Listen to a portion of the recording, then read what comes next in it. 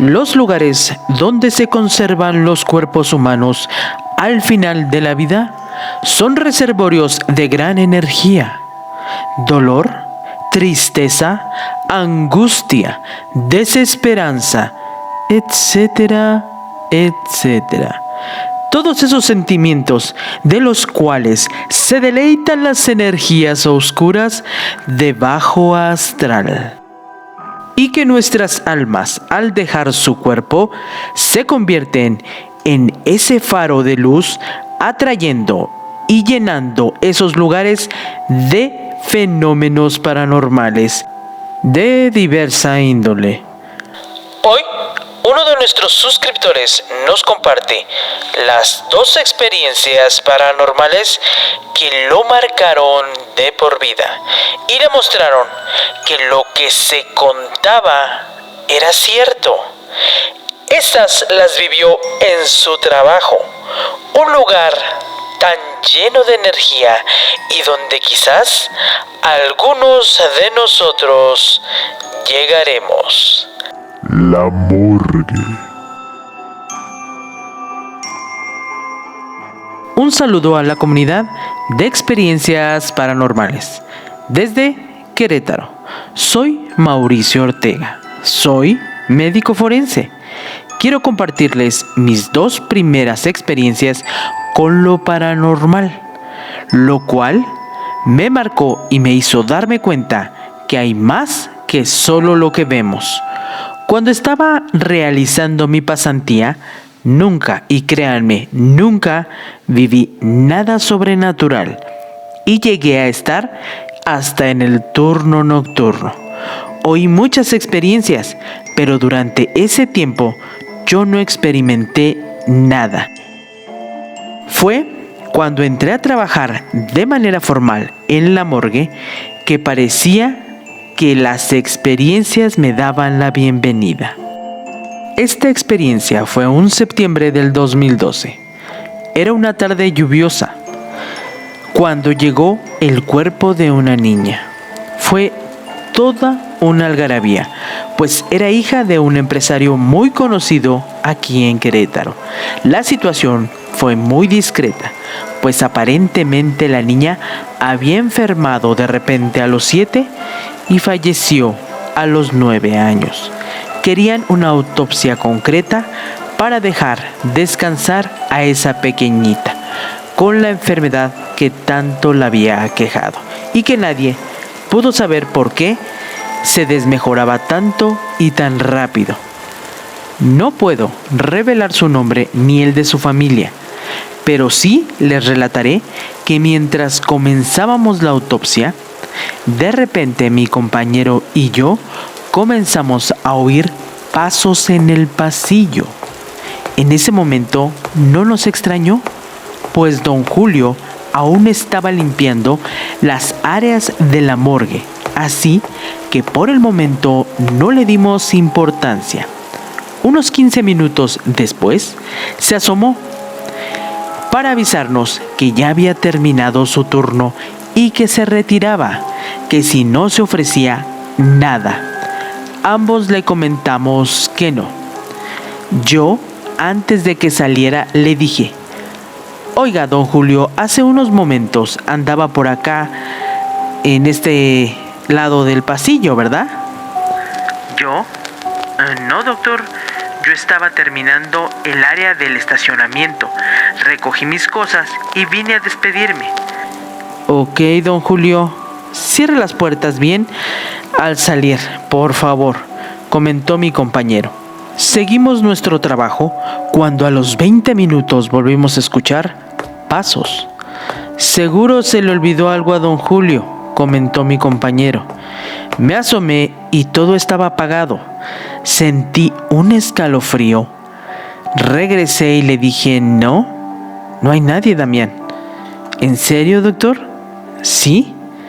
En eso escuchamos risas, pero eran de una infante.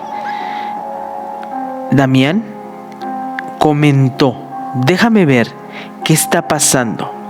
Salí detrás de él, pues yo ya había visto que no había nadie. ¿Hola? ¿Quién anda ahí? Hola, ¿se le ofrece algo? Y caminamos hacia la puerta de la entrada. Creo que estamos cansados, ya debemos apurarnos y terminar. Doctor, ¿no crees? Sí, es lo mejor, vámonos. Cuando volteamos para regresar, se fue la luz y la puerta del fondo que da al estacionamiento comenzó a azotarse y las risas comenzaron a escucharse más fuerte. Ambos caminamos hacia la puerta, abrimos con fuerza y nos quedamos inmóviles. La niña que teníamos en la plancha estaba al fondo del estacionamiento. Nuestros corazones latían. Creo que ambos podíamos escuchar nuestra respiración y nuestro corazón volarse de miedo. La niña traía una pequeña caja de madera en las manos y solo dijo: Dale esto a mi papá, ¿sí? Dáselo a mi papá. estirando sus bracitos con la caja, y desapareció. Doctor, vamos a terminar e irnos. Caminamos aprisa al área donde estaba la niña. Mientras seguíamos trabajando, los pasos, las risas y la puerta no dejaban de escucharse. Llegó un momento donde el doctor Damián comentó: dime qué dice el reporte de su acceso que traía. Comencé a leerlo y cuál fue mi sorpresa, que dentro de los artículos con que recogieron la escena de su muerte había una pequeña caja de madera. Fui hacia el estante donde se guardan las cosas de los cuerpos que llegan y la encontré. No sé si alguno de ustedes vio la película Sexto Sentido, donde el niño ayuda a la niña a revelar su muerte. Pues dentro de esa cajita venía un video. El doctor Damián decidió ponerlo y se veía a su hermano mayor, hijo de su primer matrimonio, envenenar a la niña poco a poco, hasta lograr su objetivo. Con eso, enfocamos nuestra autopsia a saber si había indicios de ello. Y sí, se reveló todo el daño. Esa noche no pude dormir casi nada. Toda la experiencia me tenía en shock.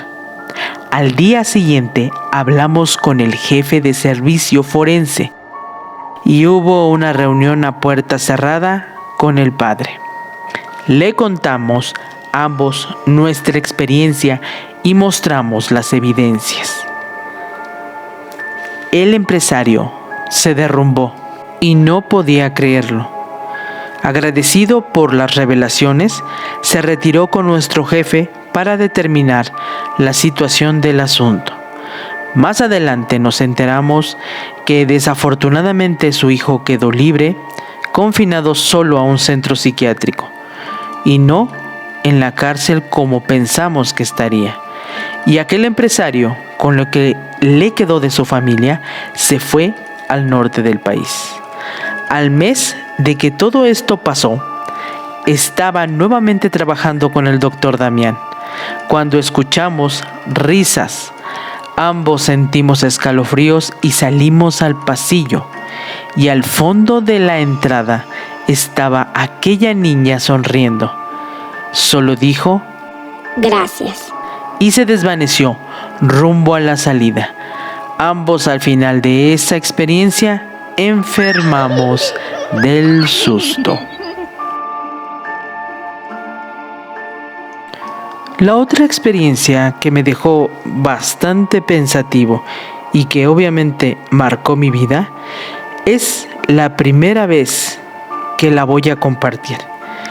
Esta quedó en los expedientes oscuros del servicio forense, que créanme, existen. Cuando estaba en la pasantía, supe de 3 casos extremadamente raros, aparentemente sin explicación. Y ya trabajando, me tocó vivir uno de esos casos de los expedientes oscuros del servicio forense. Era un octubre del 2014. Ya se acercaba tanto Halloween como Día de Muertos, así que el ambiente ya se sentía bastante pesado. Y aunque no lo crean, esas fechas hay mucho trabajo.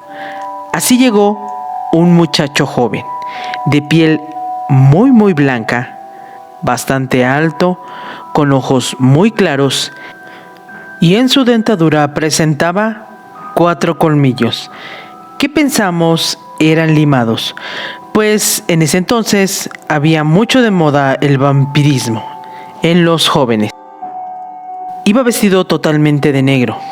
Había recibido 3 disparos, uno en la cabeza, otro en el pecho y uno más en el estómago. Ese día llegaron 5 cuerpos más, así que el lugar era una locura. Junto con los cuerpos llegó Policía Federal, Policía Estatal, familiares, etc. Llegó un punto donde gente que no debía estar en el área de las autopsias estaba. Se comenzó a buscar el origen de todo, pues en las situaciones de los cuerpos era cuestión de un delito. Mientras comenzábamos a realizar las autopsias, como el chico que llegó primero no tenía familiares, lo pusimos a la espera. Se dejó en una habitación especial que es como una cámara fría. Estábamos a la mitad de las autopsias cuando a lo lejos se comenzó a escuchar truenos y se soltó un aire que permitía oír cómo afuera todo se movía. Ese clima nos puso un poco inquietos. Sin embargo, había que sacar las autopsias para que esto se desalojara un poco.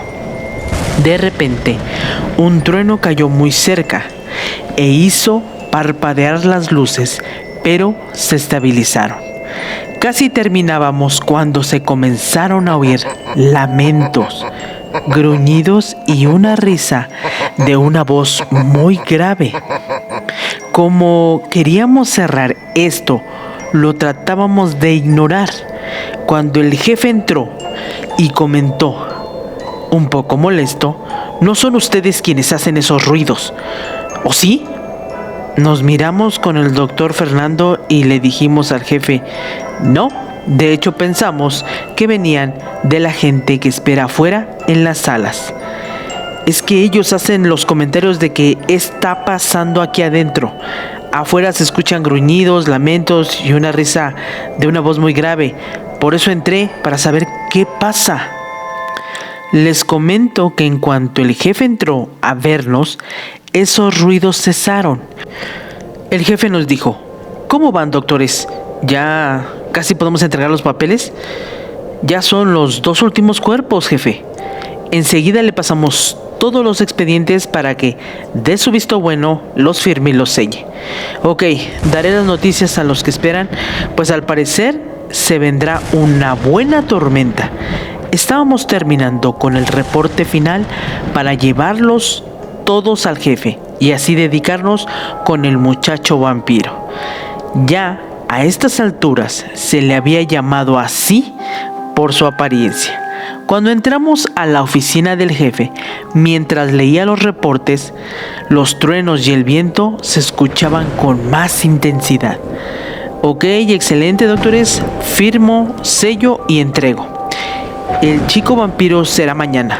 Aún nadie lo reclama, ya es tarde y es mejor ir a descansar, sobre todo con el clima que se avecina. Cierren las cámaras, acomoden todo y en un rato más nos retiramos.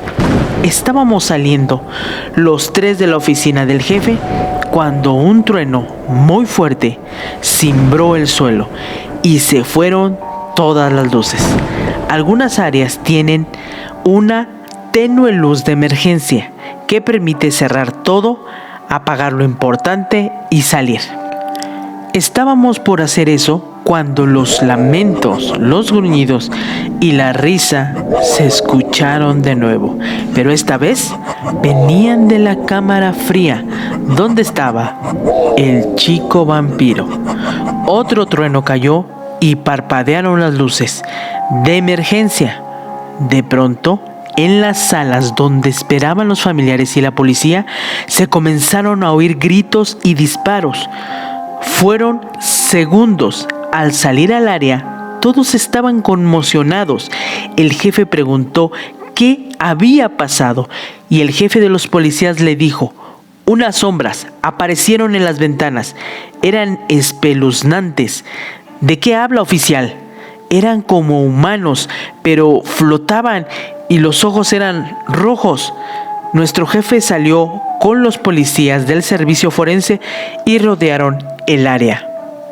Y nada. De repente, el aire se soltó con más intensidad y los truenos eran más continuos. No hay nada, oficial. Ya dimos la vuelta y no hay nada.